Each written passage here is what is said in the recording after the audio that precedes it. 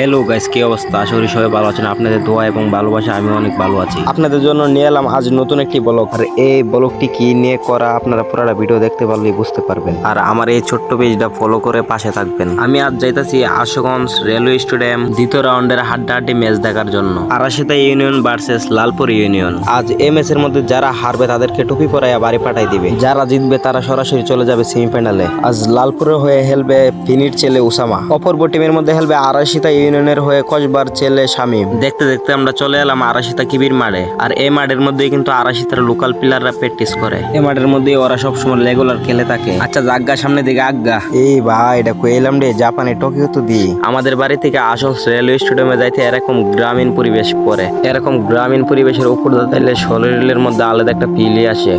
কইলাম রে শান্তি।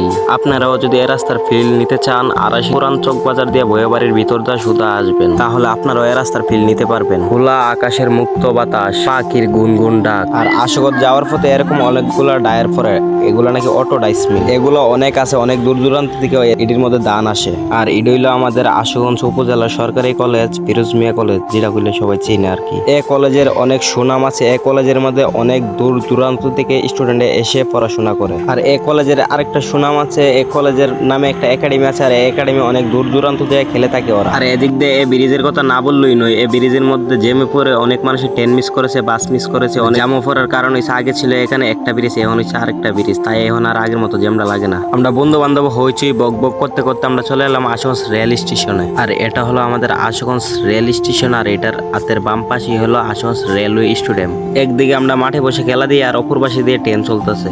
এরকম সুন্দর সুন্দর ভিউ দেখতে কান্না ভাল লাগে। আর এদিক দিয়ে আমার পাশে ছিল আশুগঞ্জের পানি কন্টেন্ট ক্রিয়েটর হলদা রমজান ভাই। ট্রেনের থেকেও উকিচুকি দিয়ে অনেক মানুষের খেলাটা উপভোগ করতেছে। এদিকে লালপুর ইউনিয়ন আরাশিতা ইউনিয়ন কে কাকে টুপি পরাবে এ নিয়ে ব্যস্ত আছে। এক টিম হারবে, এক টিম জিতবে, এটি তো খেলার নিয়ম। অবশেষে খেলার ফলাফল বেরিয়ে আসলো। আরাশিতা ইউনিয়নকে টুপি পরে লালপুর ইউনিয়ন সেমিফাইনালে পাড়া দিল নিশ্চিত। আজকের ব্লগটি অতটুকু। সবাই ভালো থাকবেন, সুস্থ থাকবেন। আল্লাহ হাফেজ। আবার দেখা হবে কোনো এক নতুন ব্লগে। যারা যারা আমার এই ছোট্ট পেজটা ফলো করেন তাড়াতাড়ি ফলো দিয়ে পাশে থাকবেন, সবাই সাপোর্ট করবেন।